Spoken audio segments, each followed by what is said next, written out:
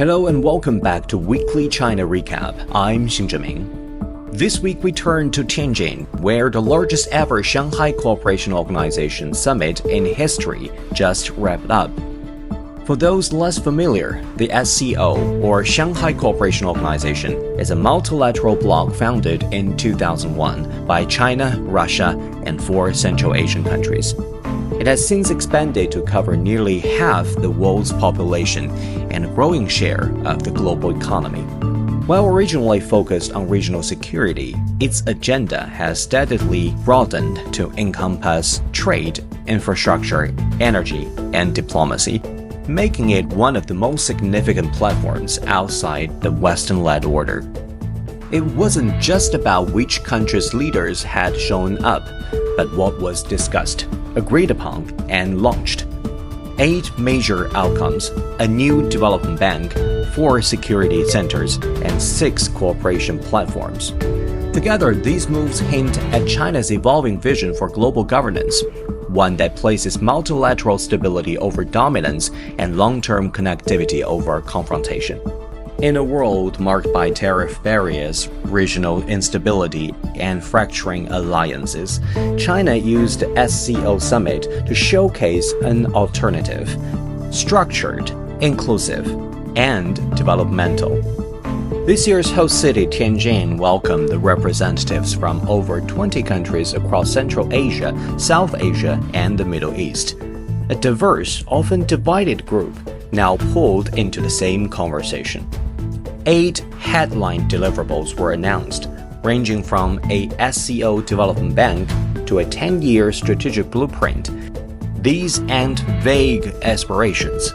For example, the security front now includes 4 new institutions on cross-border crime, drug control, cyber threats, and general security coordination, all aimed at increasing the bloc's capacity to manage 21st-century risks. That's infrastructure for cooperation, not just headlines. On the economic side, the long-anticipated launch of the SCO Development Bank finally arrived. First proposed over a decade ago, it now comes with political backing and a clear purpose: to finance cross-border infrastructure and unlock growth potential in energy, transport, and digital connectivity. The message here isn't that China seeks to replace the global financial order, but that it is building alternatives where old institutions fall short. The SCO Development Bank is not the first such attempt by China, with Asia Infrastructure Investment Bank, or AIIB, for China's Belt and Road Initiative, and the new Development Bank for the BRICS Partnership. China has been using the international financial vehicles to sponsor its geopolitical ambitions.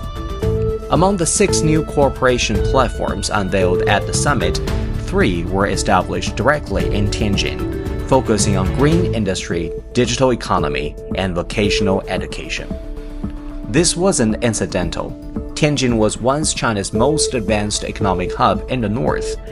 Hosting the summit marked a repositioning, not just as a venue, but as a platform of China's outward-facing development model for SCO member states. And placing them in Tianjin is symbolically powerful. Traditionally seen as a symbol of openness in northern China, Tianjin's development momentum slowed down significantly over the years. Many regard the 2015 Tianjin port explosion as a turning point that many global companies have decided to leave or reconsider their investment there, casting a long shadow over its reform narrative.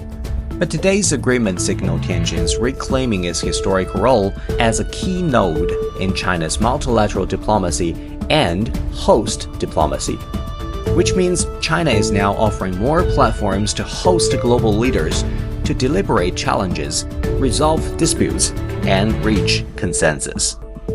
Tianjin's role in this year's summit conveys China's historical transformation, from cities being forcibly opened by Western powers in the 19th century to now positioning itself as a proactive rule shaper in a global arena. The arrangement also highlights a deliberate pairing with Beijing. Just as Beijing hosted 80th Victory Day parade in the same week to commemorate resistance against Japanese aggression. Take the green industry platform based in Tianjin. It linked 3,000 enterprises across circular economy and renewable energy, and has already inked cooperation deals with Pakistan and Belarus. For SCO members seeking to scale up green technologies, this offers more than guidance. It offers access to China's manufacturing base and policy coordination mechanisms. The digital economy platform, meanwhile, aims to bridge hard and soft connectivity, infrastructure, standards, talent pipelines. None of these initiatives are limited to SCO members. They're designed to be interoperable, modular, and expandable. And placing them in Tianjin is not just logistical, it reflects a broader logic that China's engagement with the world is increasingly decentralized, localized, and multidimensional. Critics in Western media call the summit performative, pointing to the absence of hard treaties or military coordination. But that critic may miss the point. In today's fractured landscape, simply convening China, India, Russia, Pakistan, Iran, and Central Asia with tangible deliverables and long-term frameworks is already a signal of strategic intent. Modi's presence drew particular attention. It was his first visit to China in 7 years, and it came just weeks after Washington raised tariffs on key Indian exports. Analysts saw the trip as recalibration, not a pivot away from the West, but a pragmatic rebalancing. Signs of thaw are visible, from the reactivation of diplomatic dialogue to discussions on restoring direct flights and easing business visas. These aren't headline moves, but they matter. Because at its core, this is about how the dragon and the elephant coexist, and whether they can write a regional script that doesn't rely on Western choreography. Of course, the SCO has its limit. Divergent national interest, unresolved rivalries, and asymmetries in power will continue to shape its dynamics.